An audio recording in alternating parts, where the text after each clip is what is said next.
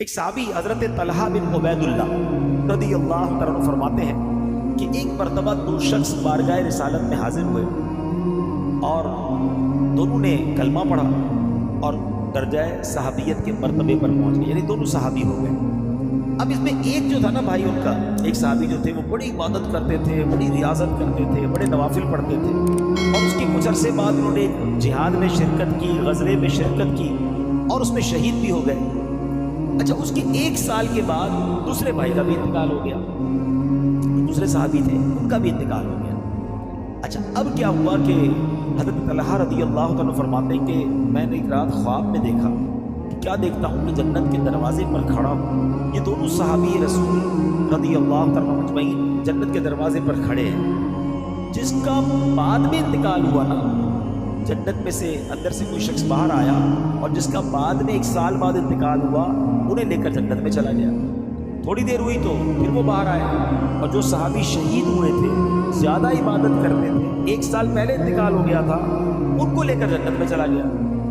صحابی بڑے حیران ہوئے کہ شہید ہونے والے، زیادہ عبادت کرنے والے، زیادہ ریاضت کرنے والے بعد میں جنت میں جا رہے ہیں، اور کم عبادت ریاضت کرنے والے شہید بھی نہیں ہوئے، نارمل زندگی گزاری، نارمل انتقال ہوا، اور یہ پہلے جنت میں چلے گئے۔ بڑی کنفیوز، حیران بھی ہوئے کہ یہ معاملہ کیا ہے۔ سبحان اللہ، صحابہ کرام میں بڑا خوبصورت ایٹیٹیوڈ تھا، جب بھی کوئی بات ذہن میں کنفیوژن پیدا کرتی، جب بھی کوئی مسئلہ پوچھنا ہوتا، بلکہ کچھ بھی چاہیے ہوتا، بارگاہ رسالت میں حاضر ہو جایا۔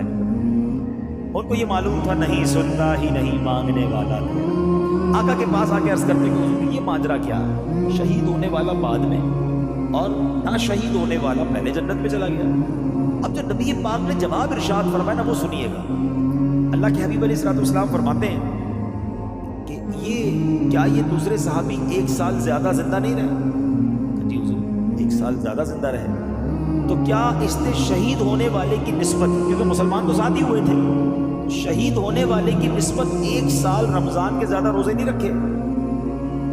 ہاں، روزے تو ایک سال زیادہ رکھے۔ فرمایا کیا اس نے وفات پانے والے صحابی سے زیادہ سجدے نہیں کیے؟ ہاں، سجدے بھی زیادہ کیے۔ پیارے آقا علیہ السلام نے فرمایا بس اسی وجہ سے ان دونوں کے درمیان زمین و آسمان کا فرق ہے۔ اللہ، یہ بات بڑی سمجھنے والی ہے۔ ہاں، یہ بات بڑی سمجھنے والی ہے۔ یہ درازیوں پر بہت بڑی سعادت ہے، مگر سعادت پتہ کس کے لیے ہے؟ اب ذرا سمجھیے گا، وہ شخص جس کی عمر لمبی ہو اور نیکیاں بھی زیادہ ہوں، اس کے تو وارے نہیں آ رہے، مگر وہ بندہ جو گناہوں میں پڑا ہوا اور اس کی لمبی عمر بھی ہے، بس گیا نا، اس کی تو پھر روز ہی گناہ پڑ رہے ہیں، نماز روز ہی قضا کر رہا ہے، اس کی لمبی عمر اس کے لیے مشکل بن رہی ہے، جتنا جی رہا ہے اتنے گناہ کر رہا ہے، مگر خوش نصیب وہ ہے جو جی بھی رہا ہے، روز 5 وقت کی نماز بھی پڑھ رہا ہے، ہر رمضان میں روزے بھی رکھ رہا ہے، ہر سال اپنی زکوٰۃ بھی دے رہا ہے، اللہ توفیق دے تو حج بھی اور عمرے بھی اور نیکی کے کام کر رہا ہے، اس کی لمبی عمر اس کے نامہ اعمال میں نیکیوں میں اضافے کا سبب بن گئی۔ اللہ سے دعا کرتے کہ اللہ نیکیوں والی، عافیت والی، روزوں والی، سجدے والی لمبی عمر عطا فرما۔ اب وہ سوچے کہ جس کی عمر تو ہے، 50 سال کا ہو گیا ہے، کوئی 40 سال کا ہو گیا ہے، کوئی 60 سال کا، نمازیں ہیں کہ نہیں، روزے ہیں کہ نہیں، سجدے ہیں کہ نہیں؟ کہیں ایسا تو نہیں کہ ہر گزرنے والا دن، سمجھو میری بات، ایکچولی لوگ برتھ ڈے مناتے ہیں، بڑی خوشیاں مناتے ہیں، بھائی 15ویں برتھ ڈے تو 20ویں برتھ ڈے تو 25ویں برتھ ڈے، اگر غور کریں نا تو یہ ایک سال آپ کی زندگی کا کم ہو گیا ہے۔ آپ تو برتھ ڈے انجوائے کر رہے ہیں، لیکن ایکچولی آپ کی زندگی سے ایک سال کم ہو گیا۔ زندگی کیا ہے؟ زندگی برف کی سل ہے، ہماری میمنی بھی کہتے ہیں برف کی پاٹ، بلاک کہہ لیں برف کا۔ ہم سب کو ایک برف کا بلاک دے دیا گیا، جتنے یہاں بیٹھے نا ہم سب کے سمجھ لو ہاتھ میں ایک برف کی لادی ہے، کسی کے پاس 10 سال کی ہے، کسی کے پاس 15 سال کی ہے، کوئی 50 سال کی لے کر آیا ہے، کوئی 70 سال کی لے کر آیا، مگر روز پگھل رہی ہے۔ ایک دن گزرا، برف پگھل رہی ہے، پگھل رہی ہے۔ ہم میں سے نہیں پتا کسی کو کہ کہیں آج آخری رات نہ ہو، کل آخری دن نہ ہو، 4-6 دن ہی رہ گئے، پتہ نہیں، ہم نہیں جانتے۔ پہلے تو یہ بھی نہیں جانتے رمضان بھی ملے گا کہ نہیں۔ اللہ سے دعا کرتے ہیں کہ اللہ خیر سے، عافیت سے رمضان نصیب فرما، لیکن جب رمضان مل جائے نا تو اس رمضان کو آخری رمضان سمجھیں. ہمیں نہیں پتا اگلا رمضان ملے گا نہیں. پورے روزے، تراویح، عبادت، اللہ کی رضا والے کام. تو میرے پیارے اسلامی بھائیوں، جو سمجھنے والی بات ہے نا کہ زندگی کی برف پگھل رہی ہے، اور بے وقوف کون ہے کہ جو عبادت نہیں کر رہا، جو روزے نہیں رکھ رہا، جو سجدے نہیں کر رہا. تو ہمیں یہ بات سمجھنی ہے کہ دن گزر رہے ہیں، میں تو موت کے قریب ہو رہا ہوں. دنیا میں کیا ہوتا ہے، بچے بیٹھے ہیں، اسٹوڈنٹس بیٹھے ہیں، جیسے جیسے اپنے امتحان قریب آتا ہے ٹینشن بڑھتی ہے نا، تیاری بڑھتی ہے. یار اب جو 4 دن رہ گئے ہیں، 5 دن رہ گئے ہیں، 15 دن رہ گئے ہیں، اور تیاری، ٹیوشن، نائٹ کلاسز. کیوں بھائی اتنی تیاری کیوں؟ یار پورا سال نہیں پڑھا، اب امتحان سر پہ آ گیا. ہر گزرنے والا دن تو موت قریب آ رہی ہے. ہمیں کیا کرنا چاہیے؟ ہمیں بھی تیاری کرنی چاہیے. بہرحال میرے پیارے اسلامی بھائیوں، بات سمجھنے والی، اس حدیث میں سمجھا دیا ہمیں کہ اس کی زندگی 1 سال زیادہ ہو گئی، وہ شہید سے پہلے جنت میں چلا گیا.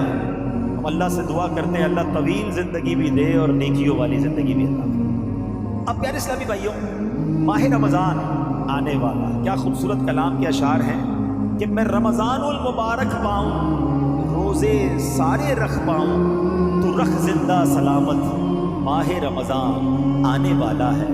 الہی عافیت دینا، سلامت دل عطا کرنا، عطا کر دے تو صحت، ماہ رمضان آنے والا ہے. اے میرے پیارے اسلامی بھائیوں، یاد رکھیے علماء کرام فرماتے ہیں ماہ رمضان المبارک میں مغفرت کے اسباب، ریزن آف مغفرت جو ہیں وہ بڑھ جاتے ہیں. نمبر 1، ماہ رمضان کا روزہ رکھنا سامان مغفرت ہے. ماہ رمضان میں قیام کرنا یہ بھی مغفرت کا ذریعہ ہے. ماہ رمضان کی شب قدر میں عبادت کرنا یہ مغفرت پانے کا ذریعہ ہے. روزہ دار کو افطار کروانا یہ بھی مغفرت کا ذریعہ ہے.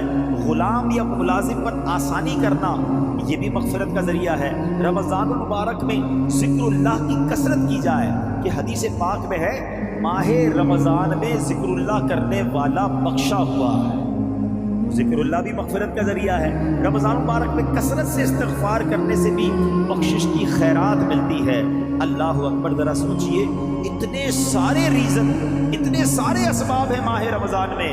یعنی رمضان تو ہمیں بخشوانے آ رہا ہے، ہم پر مہربانی کی جا رہی ہے، ہمیں چانس دیا جا رہا ہے کہ اے میرے گناہگار بندو، وہ مہینہ آنے والا ہے جو تمہاری بخشش کے لیے ہے. تو ہمیں ماہ رمضان میں خوب عبادت کرنی ہے. اے میرے پیارے اسلامی بھائیوں، ماہ رمضان میں اب جب مغفرت کے اسباب ہم نے سنے نا، تو ہم نے کیا کیا کرنا ہے یہ ذرا غور کریں. سب سے پہلے تو کام یہ کرنا ہے کہ ماہ رمضان کے آنے سے پہلے ہم پکی سچی توبہ کر لیں، تاکہ گناہوں سے بالکل پاک اور صاف ہو کر رمضان المبارک کا استقبال کر پائیں. ماہ رمضان میں دوسرا کام کیا کریں کہ دن کا روزہ اور رات کا قیام یعنی تراویح اور نوافل ہرگز نہ چھوڑیں. دوسرا کام یہ ٹارگٹ لے لیں. تیسرا، نفس امارہ کی خواہشات کو روکنے کی بھرپور کوشش کریں، کیونکہ شیطان تو بند ہوتا ہے لیکن ہماری عادتیں ہمارے ساتھ لگی ہوئی ہوتی ہیں. ہمیں اس میں ان عادتوں کی وجہ سے جو گناہ کی عادت ہوتی ہے نا. ایک سوال کیا گیا علماء سے کہ حضرت یہ ماہ رمضان میں تو کہا جاتا ہے شیطان بند ہوتا ہے، بندہ پھر گناہ کیوں کرتا ہے،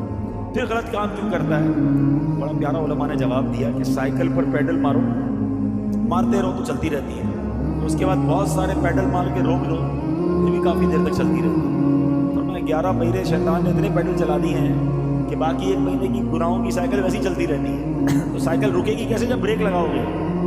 گناہوں کی عادت پر بریک لگانا ہے رمضان میں. ابھی سے تیاری شروع کر دو. یا رمضان میں فلمیں نہیں دیکھوں گا، رمضان میں گناہ نہیں کروں گا، رمضان میں جھوٹ نہیں بولوں گا. ابھی سے چھوڑو نا بھائی، رمضان کا کیوں انتظار ہے؟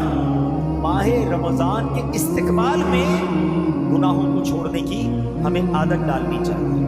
اچھا، ماہ رمضان میں ایک اور آپ نے کام یہ کرنا ہے کہ پورے دن میں تمام دنیاوی خیالات سے پاک ہو کر، سارے کاموں سے فارغ ہو کر، بے شک تھوڑی دیر ایسی رکھنی ہے جو صرف اللہ کا ذکر کرنا ہے، درود پاک پڑھنا ہے. ذکر اللہ والوں کی مغفرت ہے نا، تو اس کو ٹارگٹ کرنا ہے نا، حاصل کرنی ہے مغفرت. پھر فرمایا غریبوں اور مسکینوں کا خیال رکھیں. ماہ رمضان میں غریبوں پر وسعت کریں، غریبوں پر خرچ کریں، لوگوں کے ساتھ اچھا برتاؤ کریں. پھر ماہ رمضان میں ایک اور کام یہ کرنا ہے کہ خوب تلاوت کرنی. ماہ رمضان تو ہے ہی نزول قرآن کا مہینہ نا. خوش نصیب لوگ میں نے دیکھا ہے کہ خوب تلاوت کریں. کوشش کریں، اللہ توفیق دے تو 3 بار قرآن ختم کر دیں. 3 बार ना कर सके तो कम से कम 1 बार तो ख़त्म कुरान रमज़ान में अपनी तिलावत से करें। इमाम साहब तरावी में सुनाएंगे वो अलग है, मगर हम अपनी तिलावत से कम 1 बार कुरान पाक ज़रूर ख़त्म करें। अच्छा, फिर इस महीने में अब मैं ये चाहता हूँ कि सरवर कायनात अलैहिस्सलाम रमज़ान कैसे गुजारते थे ये जानते, क्योंकि हम तो उम्मती है ना, आका को रमज़ान अता किया गया। अब देखें कि सरवर कायनात अल्लाह के हबीब अलैहिस्सलाम का रमज़ान कैसा होता था। अब गौर से सुनते जाएं। प्यारे आका अलैहिस्सलाम का माह रमज़ान में पहली अदा, कुछ पॉइंट्स हैं। पहला पॉइंट क्या है कि प्यारे आका अलैहिस्सलाम माह रमज़ान का भरपूर तरीके से इस्तकबाल करते थे। रजब आ जाता ना तो रजब से ही नबी पाक रमज़ान तक पहुँचने की दुआएं करना शुरू कर देते। अल्लाहुम्मा बारिक लना फी रजबिय्युम व शअबाना व बल्लिगना रमज़ान। अल्लाह रजब और शाबान में बरकत दे और हमें रमज़ान से मिला दे, हमें रमज़ान अता कर दे। यानी कितना इंतज़ार है कि रजब आया और दुआएं शुरू हो गई। सुभान अल्लाह। दूसरा, मेरे आका क्या फ़र्क किया करते थे इस्तकबाल के लिए, वेलकम करने के लिए रमज़ान को, कि रमज़ान का पड़ोसी महीना है शाबान। प्यारे आका शाबान के महीने में कसरत से रोज़े रखा करते थे, नफली रोज़े, गोया रमज़ान का इस्तकबाल हो रहा है। और रमज़ान आने वाला होता तो उसके पहले इस्तकबालिया खुतबा देते, माह रमज़ान के फ़ज़ाइल बयान करते, उसकी बरकतें बयान करते। और सुभान अल्लाह, मेरे आका जब रमज़ान का चाँद नज़र आता ना तो चाँद देखने की ख़ास दुआ पढ़ते और आमदे रमज़ान की खुशखबरियाँ दिया करते। माह रमज़ान जहाँ में फिर आया, मग़फ़िरत का पयाम है लाया, रहमत हक़ का हो गया साया, लहज़ा लहज़ा नुज़ूल रहमत है। हमें भी चाहिए कि माह रमज़ान का इस्तकबाल करें, उसकी खुशियाँ मनाएं, उसके लिए अपने आप को प्रिपेयर करें। आइए मैं आपको बताता हूँ कि माह रमज़ान का इस्तकबाल दुनिया भर के मुस्लिम ममालिक में कैसे हुआ करता था और चंद ममालिक में आज भी कैसे होता है। मशहूर सय्याह इब्ने बतूता लिखता है कि 727 हिजरी की बात है। कहते मैं मिस्र के एक शहर में था, शाबानुल मुअज़्ज़म की 29 तारीख थी। वहाँ के काजी साहब, काजी इज़्ज़ुद्दीन के घर पर खूब एहतमाम हो रहा था। शाम के वक्त वहाँ उलमा और रुअसा उसके घर पर जमा हो रहे थे और हर आने वाले का इस्तकबाल किया जा रहा था। अपनी अपनी जगह सब बैठ गए। जब काजी साहब आए तब ये काफ़िला धूमधाम से रवाना हुआ और ये सारे काफ़िले वाले एक बुलंद जगह पर, पहाड़ पर पहुँचे। वहाँ कालीन बिछे हुए थे। सब ने मिलकर रमज़ान के चाँद को देखना शुरू कर दिया। जैसे ही चाँद नज़र आया फिर वहाँ दुआए खैर की गई और उसके बाद नमाज मगरिब अदा की गई। और उसके बाद सारे शहर वाले हाथों में फानूस लिए, अपने हाथों में किंदीले लिए, गोया रमज़ान का इस्तकबाल करते हुए सड़कों पर निकल आए। और उसके बाद माह रमज़ान का इसी तरह हर साल इस्तकबाल होता। उनका कहना यह है कि लोग सवारी का दिन कहा करते जिस दिन रमज़ान का चाँद नज़र आता। इसी तरह मेरे प्यारे इस्लामी भाइयों, मगरबी ममालिक यानी ये जो मराकश और इसके अतराफ़ के ममालिक हैं, वहाँ के बारे में बताया जाता है कि शाबान के आखिरी अशरे से ही रमज़ान के इस्तकबाल की तैयारियां शुरू हो जाती हैं। अपने घरों की सफाइयां लोग करते हैं, घर में रंगो रोगन करवाते हैं, जो चीज़ें नई लेनी होती हैं वो ख़रीद लेते हैं और उसके बाद आमद रमज़ान पर एक दूसरे को मुबारकबाद देते हैं। और जब माह रमज़ान का चाँद नज़र आता है तो तरह तरह के कसीदे पढ़े जाते हैं, उसके इस्तकबाल के गोया गीत गाए जाते हैं। अहले यमन का भी अंदाज़ बड़ा निराला है। जब माह रमज़ान की आमद होती है तो अहले यमन कलाम के ज़रिए, कसीदों के ज़रिए गोया रमज़ान का इस्तकबाल करते हैं। उर्दू में जब चाँद नज़र आता है होटल बंद कर दिए जाते हैं और सहरी के वक्त लोगों को जगाने का अहतमाम किया जाता है। मोरितानिया में रमज़ान मुबारक का चाँद देखने का अहतमाम होता है और जैसे ही चाँद नज़र आता है हर तरफ खुशी फैल जाती है, लोग एक दूसरे को मुबारकबाद देते हैं। सोमालिया में आमद रमज़ान की खुशी में मसाजिद को सजाया जाता है और तुर्किया में इस महीने को महीनों का बादशाह कहा जाता है। अलगर्ज मेरे प्यारे इस्लामी भाइयों, अच्छा इंडोनेशिया का तो आलम यह है कि वहाँ लोग रमज़ान का चाँद देखने के लिए नंगे पाँव ताज़ीम के साथ जाते हैं। रमज़ान आने वाला है, उसका चाँद देखने जा रहे हैं। और सुभान अल्लाह, मस्जिदों में सफाई का अहतमाम होता है, रास्तों को सजाया जाता है। तो पता ये चला कि अहले ईमान का सदियों से ये तरीका है कि इस महीने का इस्तकबाल किया जाता है। वैसे मैं आपसे भी पूछता हूँ, आपके घर में अगर कोई मेहमान आने वाला और मेहमान ऐसा आने वाला हो जिससे आपको बड़ी मोहब्बत हो, आप घर की स्पेशल सफाई करवाते हैं ना। और ऐसा मेहमान हो जिसकी आमद का पूरा बरस इंतज़ार हो, नए नए खाने बनाते हैं, बड़ा घर में खुशबू का एहतमाम करते हैं। रमज़ान तो वो मेहमान आ रहा है जो हमारी मग़फ़िरत करवाने आ रहा है, अल्लाह की तरफ से हमें अता करने आ रहा है। पहला अशरा عشرہ رحمت ہے، دوسرا عشرہ عشرہ مغفرت ہے، تیسرا عشرہ یہ جہنم سے آزادی کا عشرہ۔ ہر روز افطار کے وقت 10 لاکھ گناہگار بخشے جائیں گے۔ سارا سال میں اور آپ دعا کرتے ہیں نا، یا اللہ ہماری سن لے، اے میرے مولا پکار سن لے۔ رمضان کی راتوں میں آسمان سے آواز لگائی جاتی ہے کوئی مانگنے والا کہ اس کی مراد پوری کر دی جائے، ہے کوئی سوالی اس کا سوال پورا کیا جائے، ہے کوئی مغفرت کا طلبگار اس کی مغفرت کر دی جائے، ہے کوئی توبہ کرنے والا اس کی توبہ قبول کی جائے۔ یعنی ہم پر تو وارے نیارے ہو گئے، سارا سال شیطان ہمیں بہکاتا ہے۔ شیطان ہی کو بند کر دیا گیا ہے کہ میرے بندو آؤ رحمان کی عبادت کر لو، رحمان کی عبادت کر کے اپنی جھولیاں بھر لو۔ تو بتائیے ہمیں کتنا اہتمام کرنا چاہیے؟ کرنا پتہ کیا ہے؟ پہلے تو توبہ کر کے دل سجائیے کہ یار رمضان آنے والا ہے، اب سے کوئی نماز قضا نہیں، اب سے جھوٹ نہیں بولوں گا، اب سے حرام کام نہیں کرنا، فار دا ویلکم آف رمضان۔ پھر اپنے گھر کی صفائی کیجیے۔ ہاں آپ کو مزہ آئے گا، دیکھیے میرے اسپیشل صفائی کرائیں کہ رمضان آنے والا ہے، گھر میں تمام برتن کپڑے سب چیزیں صاف ستھری کر لو۔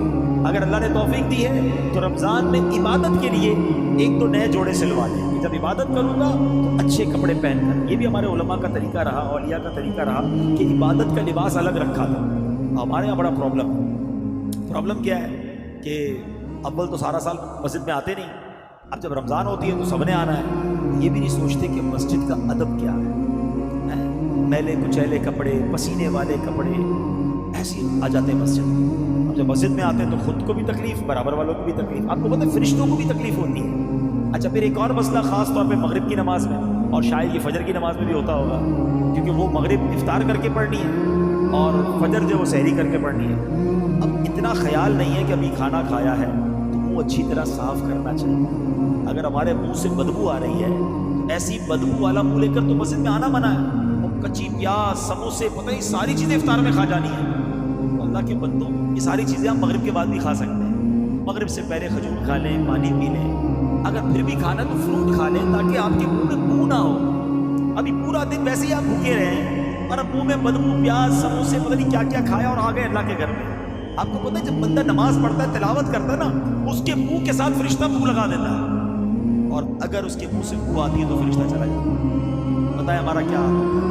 رمضان میں ایک سنت کی بھی نیت کرنے کے انشاءاللہ روزانہ کثرت سے مسواک کریں گے انشاءاللہ۔ مسواک خرید لیجئے گا اور ساتھ رکھیے گا، کیونکہ پیسٹ تو روزے میں کر نہیں سکتے، اس سے بچنا ہے۔ اب پیسٹ کریں گے نہیں اور اس کے بعد مسواک بھی نہیں کریں گے، پھر تو منہ کا عالم خراب ہو ہی جانا ہے۔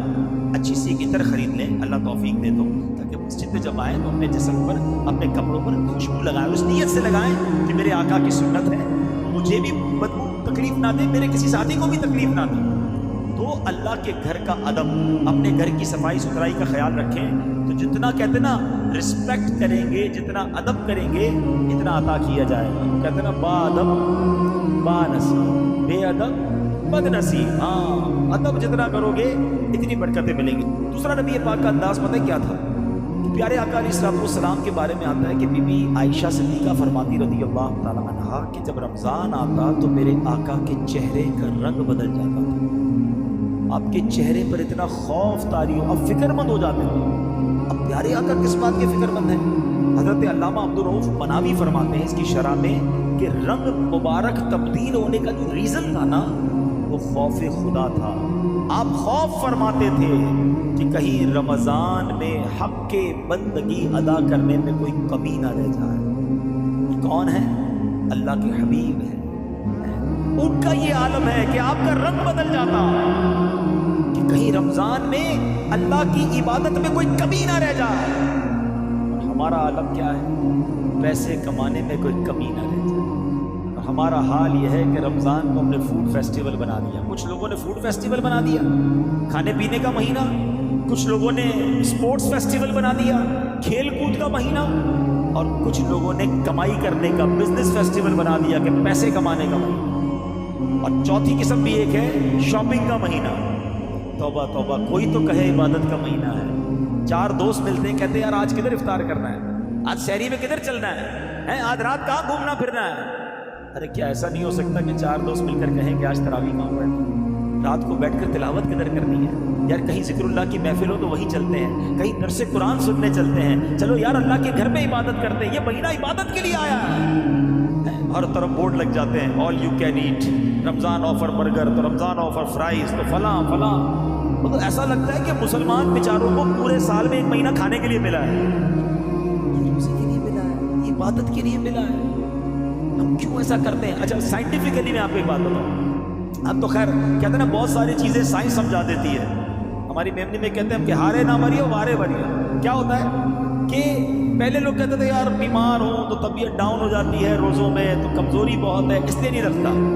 حالانکہ نبی پاک نے 1450 سال پہلے فرما دیا کہ روزہ رکھو صحت مند ہو جاؤ. اور آج جتنے ڈائٹسٹ جو ڈائٹ کرنے والے اور ڈاکٹرز ہیں اور سائنٹیفک لوگ ہیں وہ سب کہتے ہیں کہ جناب 14 سے 16 گھنٹے کی فاسٹنگ کریں تو آپ کی باڈی جو ہے اس کی بہت شاندار ریکوری شروع ہو جاتی ہے.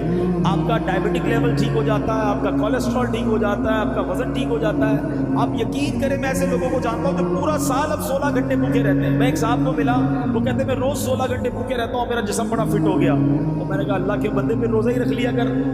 بات تو آپ صحیح کر رہے ہیں، 16 گھنٹے تو ویسے ہی بھوکا رہتا ہوں. میں نے سسٹم ایسا بنا لو کہ سحری کر لو، افطار کر لو، روزے کا ثواب روز مل جائے گا، آپ کی ڈائٹنگ بھی ہو جائے گی. الحمدللہ اس کے بعد سے اس نے روزے رکھنا شروع کر دیے. لیکن مجھے پتا چلا کہ میرے آقا نے تو پہلے ہی کہہ دیا تھا. کاش مسلمان نبی پاک کی بات مانتا نا. ڈاکٹر نہیں مان رہے، ہاں 15-16 گھنٹے بھوکا رہو تو باڈی کور ہوتی ہے، باڈی اپنے بہت سارے ایسی چیزوں کو ختم کر دیتی ہے جو بیکٹیریاز ہوتے ہیں. اور بڑی میں نے اس کی تفصیل پڑھی ہے، سائنٹیفک باتیں اس لیے میں یہاں نہیں کر رہا، مگر سمجھو بات نبی پاک نے تو فرما دیا تھا کہ روزہ رکھو صحت مند ہو جاؤ. ہونا یہ چاہیے تھا کہ ہم رمضان کا پورا مہینہ روزے رکھتے ہماری باڈی فٹ ہو جاتی، ہماری بیماریاں دور ہو جاتی، ہمارا ایکسٹرا فیٹ ختم ہو جاتا، ہمارا وزن کچھ اور اچھا ہو جاتا. مگر ہم ایسے لوگوں کو بھی جانتے ہیں جن کا رمضان میں وزن بڑھ جاتا ہے. کیوں بھائی؟ کیونکہ باقی دنوں میں تو ہم 3 ٹائم کھاتے ہیں اور وہ لوگ رمضان میں 5 ٹائم کھاتے ہیں. 5 ٹائم کیسے کھاتے ہیں؟ تو بھائی ابھی تو افطار میں پہلے ڈٹ کر کھائیں گے، پورا دن بھوکا رہا تھا. سحری میں ڈٹ کر اس لیے کھائیں گے کہ پورا دن بھوکا رہنا ہے. تو 2 تو یہ ہو گئے، اب تراویح کے بعد پھر بھوک لگے گی، پھر کھانا ہے. رات کو دوستوں کے ساتھ 2 بجے پھر کھانا ہے. اتنا کھانا ہے، حال کیا ہوگا باڈی؟